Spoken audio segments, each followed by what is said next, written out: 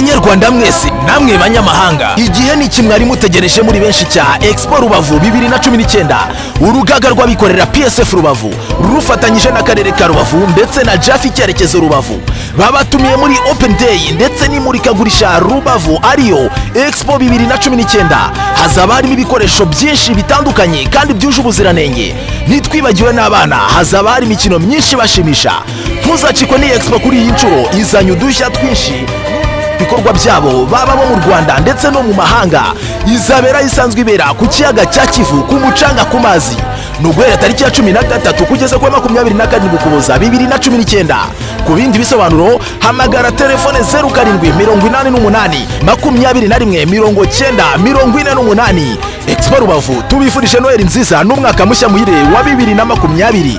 Expo Rubavu, irembo ry'igihugu mu bucuruzi n'ubukerarugendo.